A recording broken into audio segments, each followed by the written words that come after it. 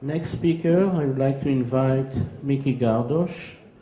He will talk about the petroleum systems of the Levant continental margin offshore Israel.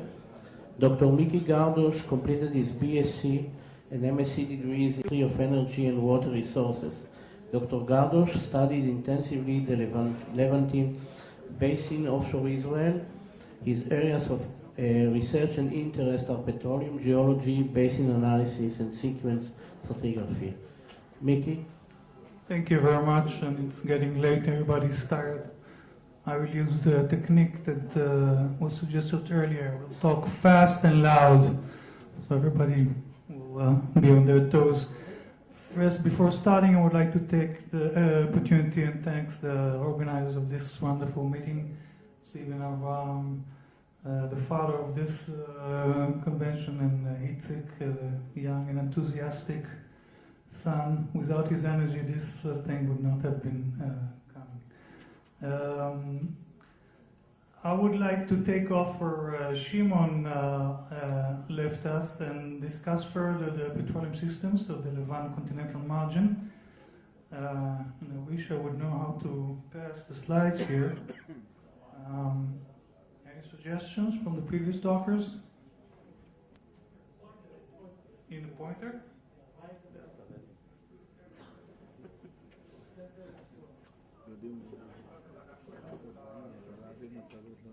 Well, it's going to take a lot of coordination here.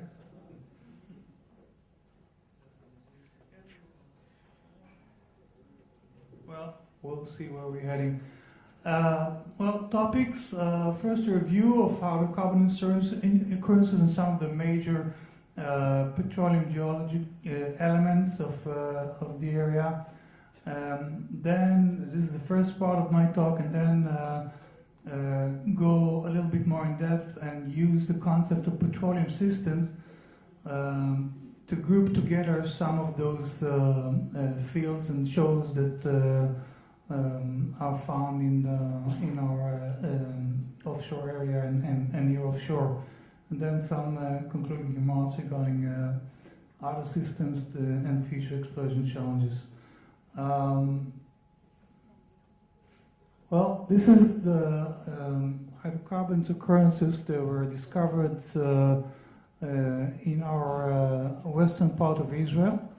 They include some of the old fields that were found back in the early 50s, the Ashdod and the islets in Ashdod here, and then go into the offshore first. Something's falling down here. The first phase of exploration offshore that was discovered these fields, and then the later one here up on the northern part of the basin. I was thinking, looking at this, I guess all geologists that grew up here often heard the complaint by the public why our fathers took us to this barren land and not to Saudi Arabia or some of the other oil-rich countries. Well, it seems that they picked not such a bad place. Looking at all this together, all those hydrocarbons were found or associated with really a regional geologic phenomena, naming the Levant continental margin. And I marked here the edge or the shelf, Jurassic Cretaceous shelf edge that was identified already back in the 70s, and it kind of circled the Mediterranean coastline and mark the edge of the shallow marine deposition to the east, and then the proximal deeper part of the margin to the west into the Mediterranean Sea. Let's first talk about source rocks. There's abundance of source rocks found throughout Israel, onshore and offshore. I would say for most of them, source rock quality is fair to good. Most of our knowledge of source rock is coming from the onshore area and the near offshore. and we definitely lack understanding of the extension of potential source rocks in the far offshore. However, again, as I pointed out, there's quite a few fairly good quality source rocks found in the Triassic and early mid-Jurassic, lower Cretaceous. The most, by far, rich source rock of the area is the Mount Scopus, the late Cretaceous Ionian source rock with qualities that range from 20 TOCs in the onshore, and it reduces down to the west to several percent, 1 to 3% further towards the offshore. And then some fair quality in the Eocene and fair to good quality source rock in the lower and upper Sakia in the tertiary field.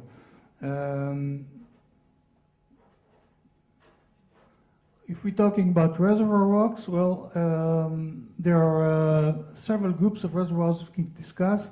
First of all, the Mesozoic ones, and we can see here the overall configuration of the Levant continental margin in the near shore area, which displays quite nicely the sets of aggrading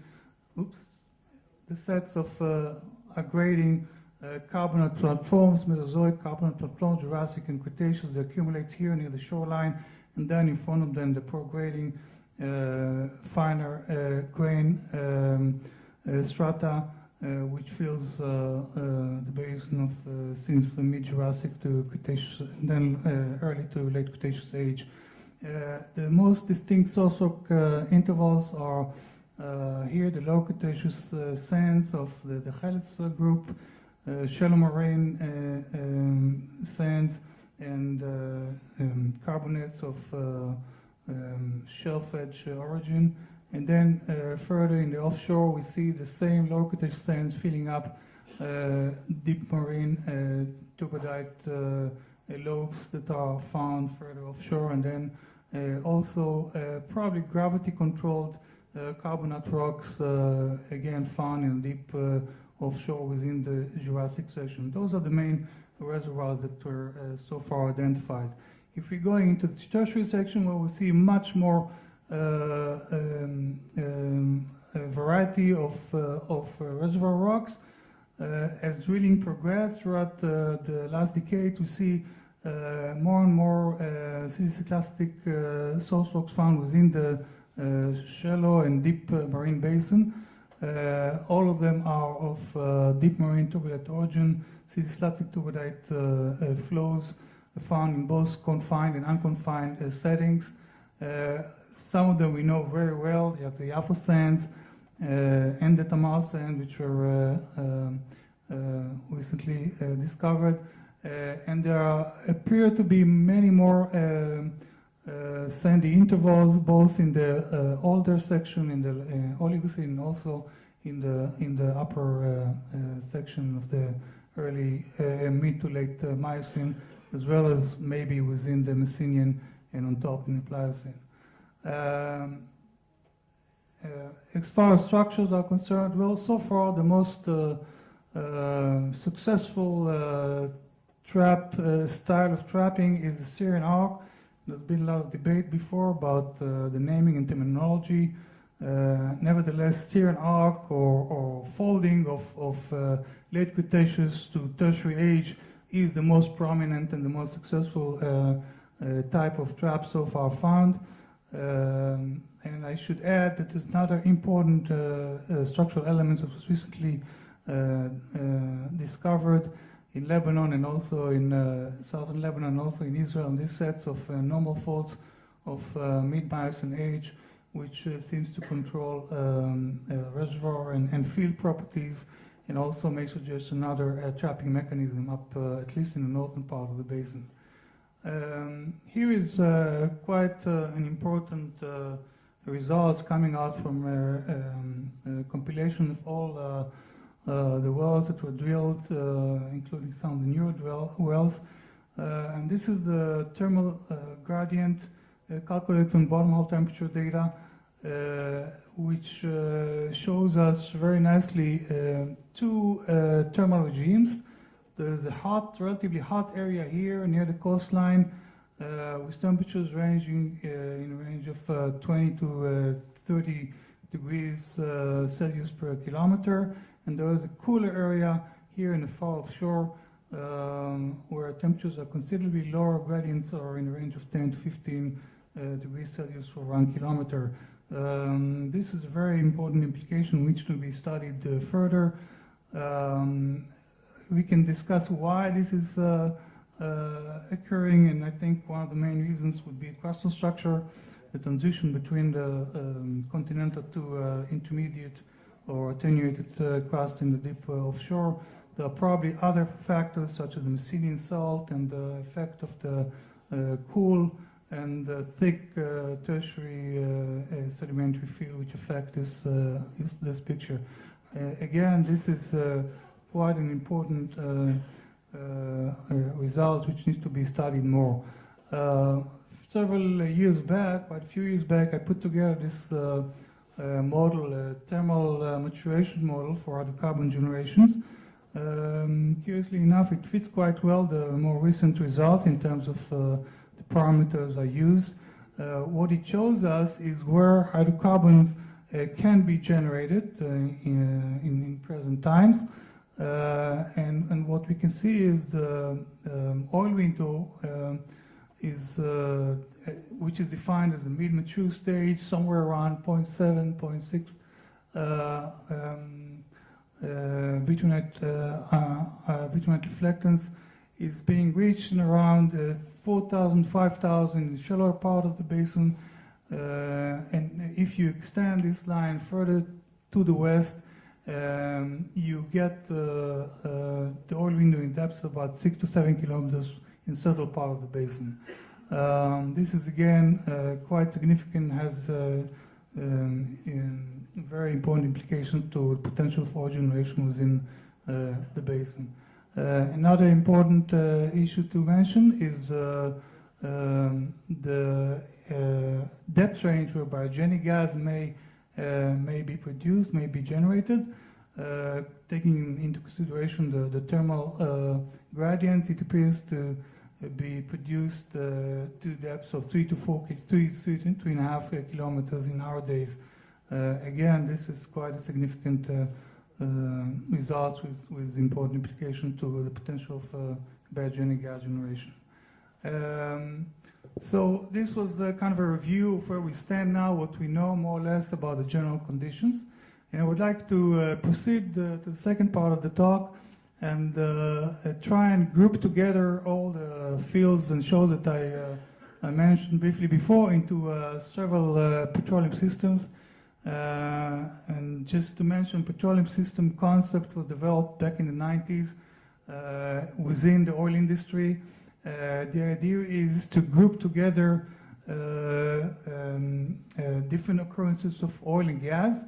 And here is the terminology that is being used. Petroleum system is composed from essential elements and processes and all genetically related hydrocarbons that occur, whose provenance is a single pot of active source rock, meaning that hydrocarbon occurrences can be related to specific source rocks. Not only that, they're all characterized by sets of elements and processes which are distinctively organized within geographic and stratigraphic extent.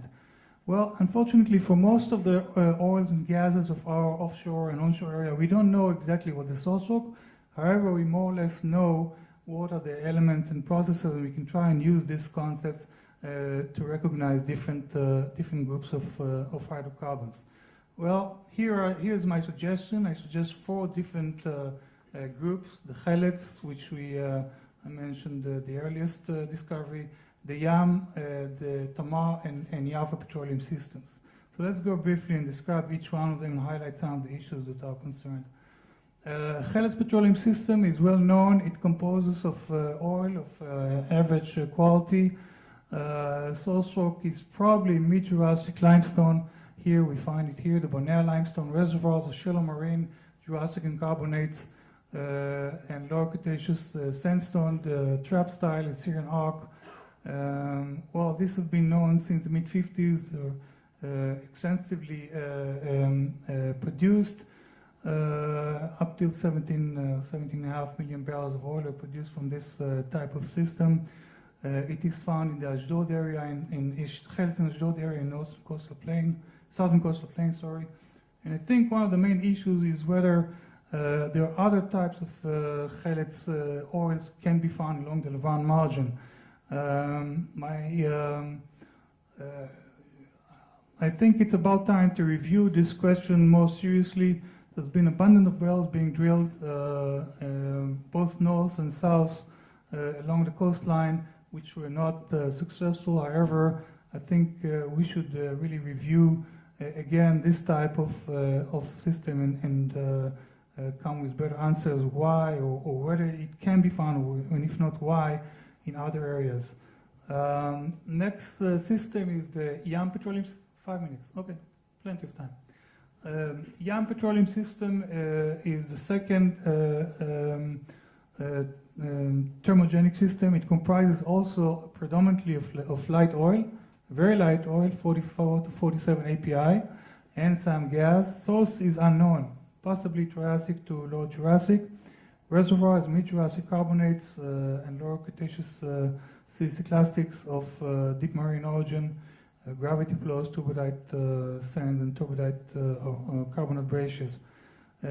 Traps are Syrian archetype, which again proved to be the most significant trapping style within the basin. Here is a seismic section we've seen before, where I marked all the different elements. We can see the oil and gas shows, and the traps, and the source, which may be found somewhere within this Permor Triassic to lower Jurassic section found here down below. We don't know exactly where, but it's definitely coming from somewhere within the Mesozoic, early Mesozoic section.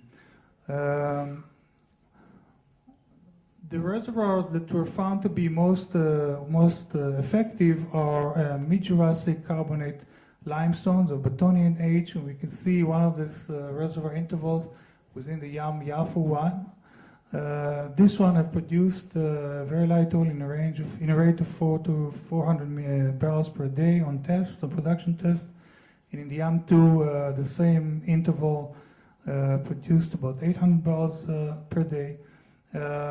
It seems to be, production seems to be controlled by reservoir properties, and particularly the amount of fractures and faults that may be serving as conduits for hydrocarbon flow.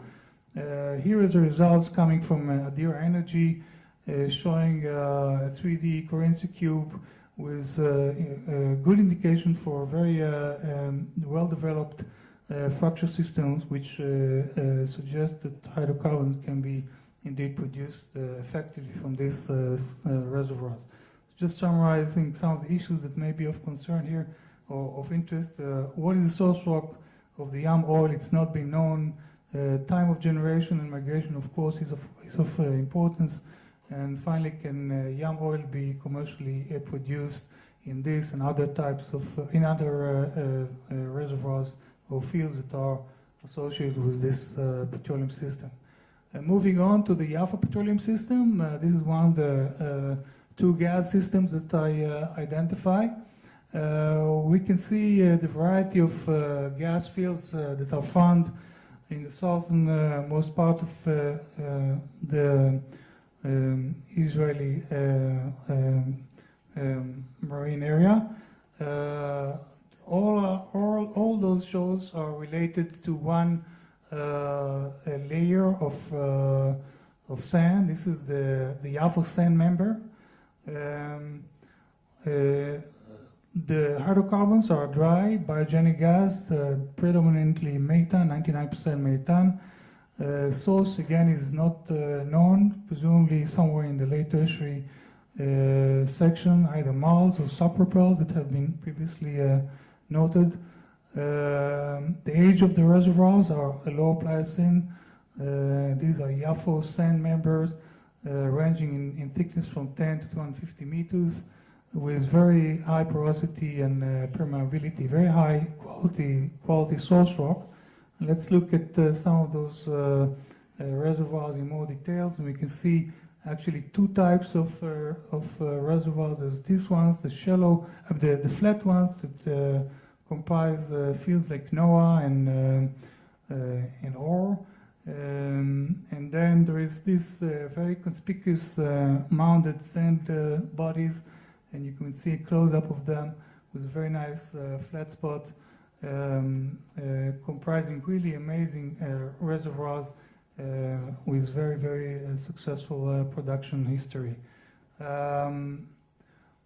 One of the interesting questions about this, with this petroleum system, this gas system, is what is the source of the gas and what are the migration routes of this gas into those really spectacular sand layers and sand bodies that I mentioned before. And we can consider two options. One, that gas is coming somewhere below the Messinian unconformity, the Oligomiocene section.